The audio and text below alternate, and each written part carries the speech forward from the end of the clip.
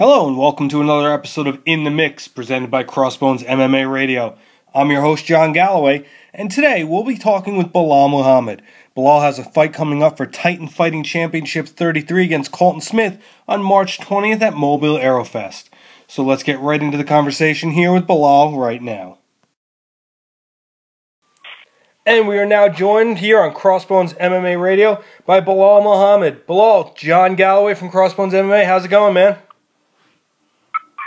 Good. How about yourself, man? How's everything? It's going great, thanks. So, well, you have a fight coming up here March 20th in Mobile, Alabama at the Aeroplex event that's happening down there for Titan Fighting Championships 33. You're going to be taking on tough alumni and veteran fighter Colton Smith. How did this fight come about for you? My manager just, I signed with Titan about a couple months ago, and then a couple of my fights just got falling out. And then my manager called me up and he said if I was available to take Colton Smith. And then, that name excited me because I know he's a big name and everything like that, and he won the Ultimate Fighter, so his name's out there. So, yeah, right away I said, yeah, I'm down for the fight because I know it'll be a good matchup. Yeah, and, your record, you got a great record here behind you at 6-0. Fought in Bellator, fought in a couple of smaller organizations. What's it going to be like for you going into a bigger event with a company like Titan? Do you expect to be on par with Bellator? What are you expecting here? Yeah, I think both companies I've fought for already, Indiana company-based companies, they're both like bigger shows, and Bellator, where it's bigger shows, bigger venues, a lot of people. So I'm thinking it'll be the same exact thing. Titan's another huge show, and it's a really big venue. It's one of their biggest shows. So I'm thinking it'll be like another same thing. I really don't get nervous under the lights or anything like that. Yeah, this is a crazy card that you got yourself on here. They're dubbing it the Night of Championships. There's 4 championship fights. The 4th one was just announced today. And it's going to be, like we said earlier, it's going to be part of the Aerofest that takes place down there. They're expecting 30 to 50,000 people to make their way through the fields and through the events that whole week. Hopefully a lot of them carry over and stay for the fights.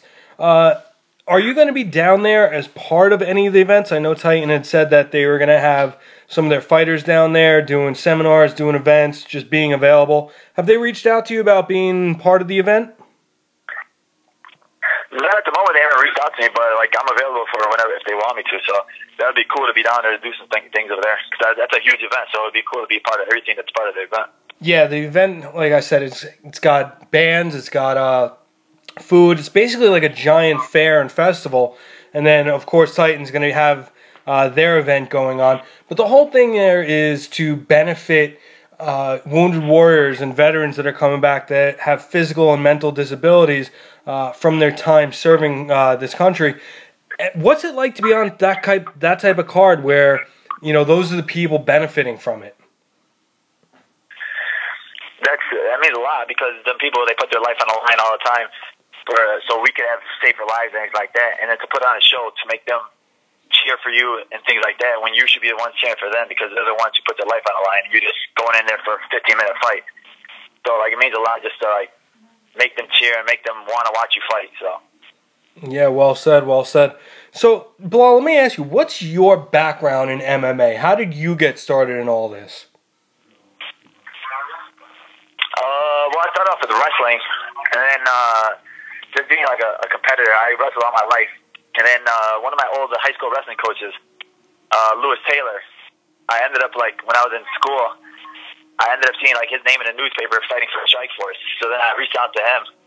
And then from there, the rest is just history. He told me to come into the gym, and then we started training, and I just loved it. So basically, it's more so just competition. I love the competition aspect of it. And are you... it's one-on-one, so... Yeah, are you still training out of that gym? Yeah, I get around. So, my main gym is Kevin's Dojo. It's in Chicago, Illinois. But then I cross-train at Roofer Sport in Milwaukee, only an hour and 30 minutes away. So, why not train with the best team in the world, best striking coaches in the world? And coming out of Roofer Sport, obviously the big names there, some of the big names are the Pettis brothers and others. But another guy that's there and is going to be fighting on this card is Elias Garcia. You get a chance to train with him a lot? Yeah. We're all in the same gym. He's a lighter weight class, but I get to see him. He's another hungry fighter that I think is going to really put on a show that day. And just like his cousins, he's going to make a name for himself. So like everybody at that gym is like one of the top gyms I've ever been to. And then everybody over there is so humble where like if newcomers come in, they're not out there to take your head off. They're teaching you, always learning new things, and just having fun over there. Yeah, and we hear the term a lot when we talk to guys about the gyms. The term or the phrase "iron sharpens iron." Is that true to form? Especially in a gym like Rufus Sport, where you have some of the top people in the world. Yeah, that really means that's like really true over there, because when you first go over there, you're a little intimidated, thinking, "Oh, I'm training with Anthony Pettis or Ben Askren is there," and then you think they're going to go hard with you, or they don't want to go with you because they don't think you're good enough. But like just going with them guys, like they're always teaching you. Nobody goes in there with an ego. It's just training. So you beat up each other, and then you're just going in there having fun. And if they see you're doing something wrong, they're going to show you, and then they'll ask you for advice. Same thing. Now, how do you put in a dedicated full camp when you gotta have a fight, or do you work a second job to support your living while you're fighting? What exactly is your situation here? Yeah, I'm still having I have a steady job, but I also get in a lot of training. I'm getting in 2 to 3 times a day. Well, I have a job where I can work around my schedule, and then I have teammates that work around my schedule too. Where if I have to train at 11 p.m. at night, I'm training at 11 p.m. at night. So I'm always getting in a full training camp. Nice. Now, what is your typical training camp? How many weeks do you do? Usually for me, like I'm training all year round regardless. So it's not like I have a training camp, so I'm gonna start training. I'm training no matter what, like every day, just because I love mixed martial arts. So I'm training every single day. But then when I have a training camp, I'll start pushing it a little harder, like 6-7 weeks out, just getting an extra workout in a day. But normally I'm just training regardless all day. I'm not like taking a month off after a fight or anything like that. Gotcha. Now, have you started, getting into it for this fight? It's the end of March 20th.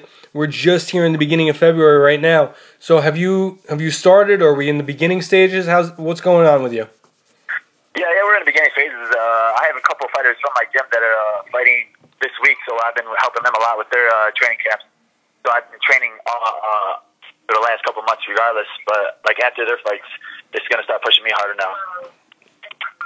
And we get a lot with the cliche that when a fighter goes into a fight, they just worry about them and doing what they do. But is that really how it is, or are you studying film? Are you breaking down your opponent? Trying to come up with a game plan to take advantage of his perceived weaknesses. Your advantages and your strengths. What do you do in that aspect? Well, I have my coach study the film. I'm really not a big studier of the film.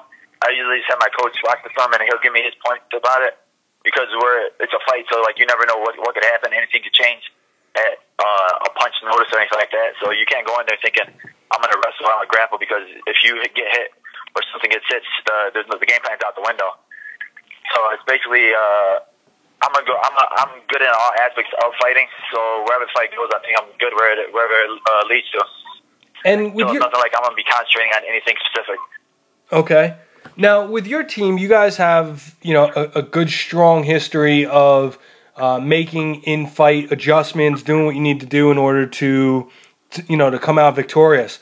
When you're in the cage, when you're, in the middle of a fight and your corner is yelling out instructions, are you actually able to hear them and, take into account what they're saying? Or is it more the between-the-rounds words that really sink in? No, I'm good at hearing my main coaches during the fight, and I'll just take maybe a couple peeks at them just a couple times in the fight, and it'll just calm me down a little bit. Because usually when you go in there, you're too hyper. Then I have my coach, like Lewis said, he'll just usually tell me to calm down, go in there, relax, and then I'll look to the corner, and he'll just be relax. I'll be all right. And going into this fight, the event is going to be, like we said, the Night of Champions. Are you looking at this as, getting your foot in the door, a stepping stone, being able to move yourself up the rank here and, possibly look to get into the welterweight, picture when it comes to their title holders? Yeah, I really think I'm gonna make a name for myself. I'm using this as like a stepping stone for people to notice who I am. This is my first fight with Titan, so I plan on putting on a show and going all out for people to remember my name. And it's funny that you just said that. Remember the name. That's your nickname, correct? Yes, exactly. That's what I plan on doing in this fight. How did that come about? How did that nickname come about? Just they always ask me what I wanted my nickname to be, and I really didn't want to come up with anything weird like killer or anything like that. But remember the name. That's something that people remember. Like nobody uses that. Yeah, no. And then my name's hard to remember, so that'll get them to remember it. Excellent. Good. I like it. And one more just a couple more questions here. Once again, I do appreciate your time and thank you for joining us here. But coming into Titan for the first time, Titan is famous for having their Zuffa out clause. If the UFC comes calling, they're willing to allow their fighters to pursue that and move on. Was that something that was an attractive benefit to signing with Titan? Just signing with Titan was just attractive anyway, just because I know they're a good show and then they're huge themselves. So like I know that they had they're on CBS and everything like that. So I know that'll be a way for me to get my name out there instead of fighting on local small shows or just keep fighting for Bellator where they just hold you in with them. So that was actually an attractive cause with Titan. Awesome. Now, once again, this fight is going to be March 20th. It's at the Aeroplex Fest down in Mobile, Alabama. Titan Fighting Championship 33. If people can't get out there or aren't in the area to be able to see the festival live, where can they follow you on social media to keep up with this event and any future events that you have going on? Yeah, they can follow me on Facebook with my full name, Belal Muhammad, or they can follow me on Instagram at BullyB170. I'm usually really active on both of those, so.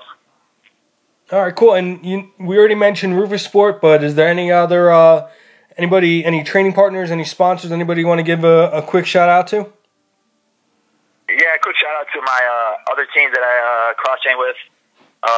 Steve Cologne's gym in Indiana, Team Cologne, Chicago Fight Team in Chicago, Dunlap Valley Studio in Indiana, and my teammates and brothers fighting this weekend, Oscar, Kevin Novacek, Mike Cannon, Mason Ballout, and Moody.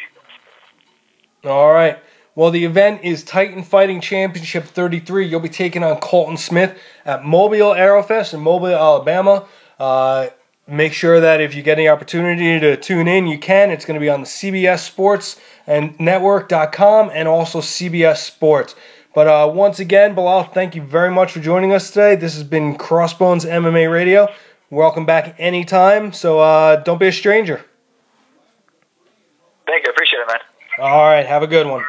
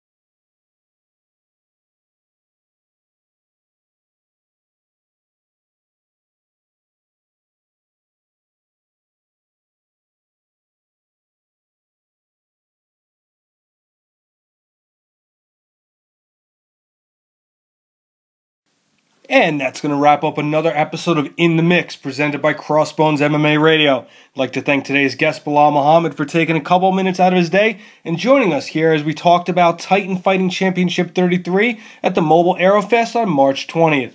For Belal Muhammad, this is John Galloway, and we are tapping out.